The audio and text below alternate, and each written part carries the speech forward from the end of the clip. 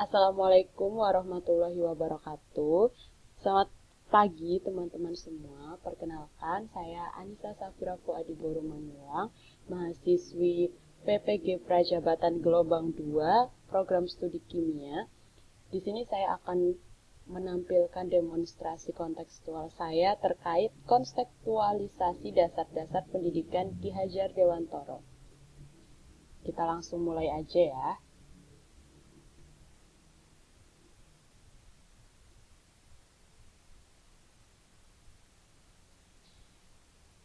Baik, di sini saya bertiga pemikiran Dewantoro, yaitu terkait pendidikan yang pada anak, kemudian pendidikan adalah menuntun, dan pendidikan budi pekerti.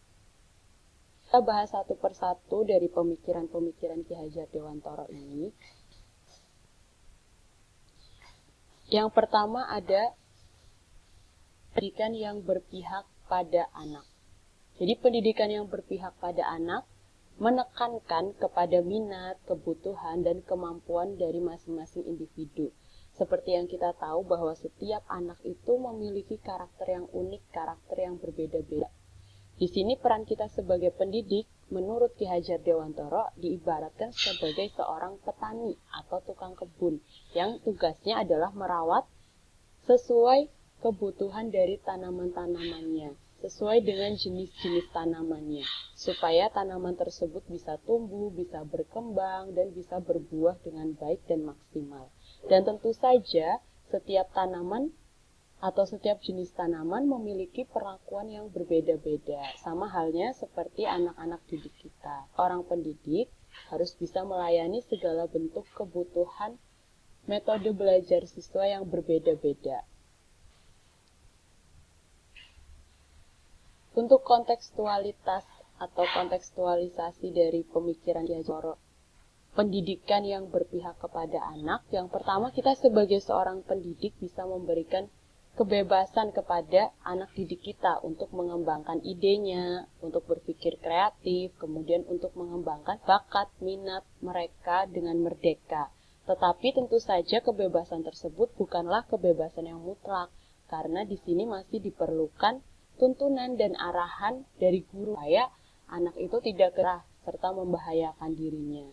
Kemudian sebagai seorang pendidik, di sini kita bisa mulai menerapkan pembelajaran berdiferensiasi pada kelas yang kita ajar, di mana pembelajaran berdiferensiasi nanti akan memperhatikan gaya belajar dari peserta didik kita. Ada yang gaya belajarnya audit, ada yang visual, ada yang kinestetik. Nah, kita bisa membawa atau mengakomodir atau memfasilitasi semua gaya belajar peserta didik kita, baik itu pada proses pembelajaran, konten yang kita ajar, pada produk yang akan dihasilkan oleh peserta didik nantinya.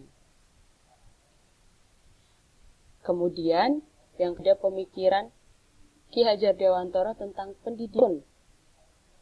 Jadi di sini menurut Ki Hajar Dewantoro, pendidikan menuntun adalah menuntun segala kekuatan kodrat yang ada pada anak-anak agar mereka dapat mencapai keselamatan dan kebahagiaan yang setinggi-tingginya, baik sebagai manusia, sebagai anggota masyarakat.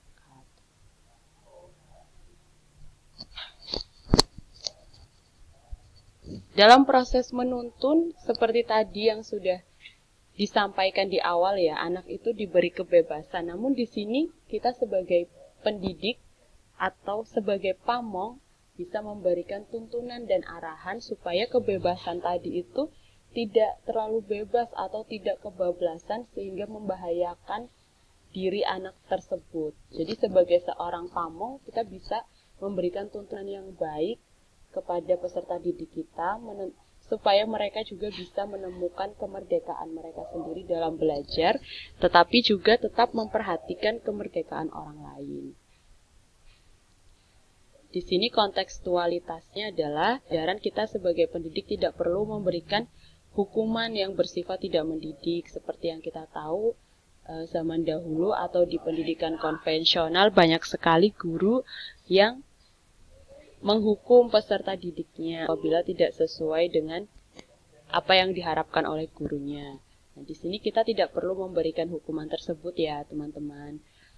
Kita dituntut untuk memberikan teladan atau contoh yang baik sebagai bekal untuk peserta didik kita kelak. Kemudian kita juga bisa memberi pembelajaran yang menyenangkan bagi peserta didik kita dan lebih merdeka dengan konsep pembelajaran seperti yang dicontohkan oleh Dardewantoro.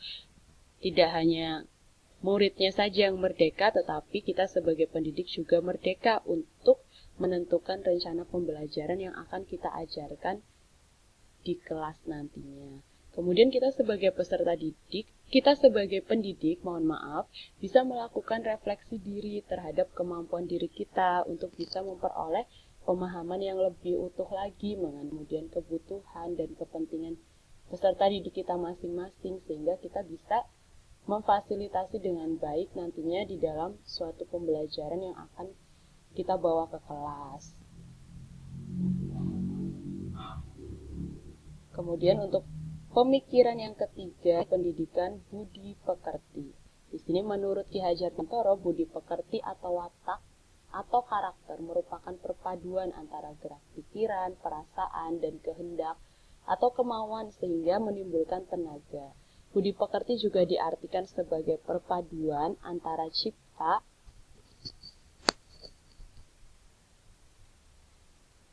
untuk kontekstualitas dari pendidikan budi pekerti ini, peserta didik itu diharapkan nantinya bisa mengembangkan budi pekertinya dengan baik.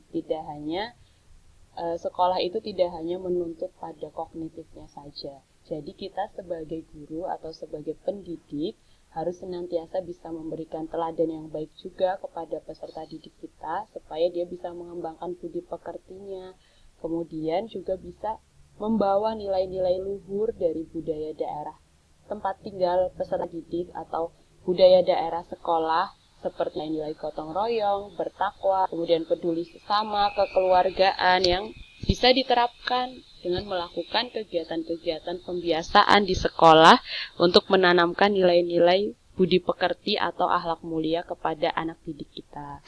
Dan tentunya penilaian yang kita lakukan sebagai pendidik tidak hanya penilaian dalam bentuk kognitifnya saja, tetapi kita juga bisa menilai peserta didik kita dari segi sikapnya dalam pembelajaran.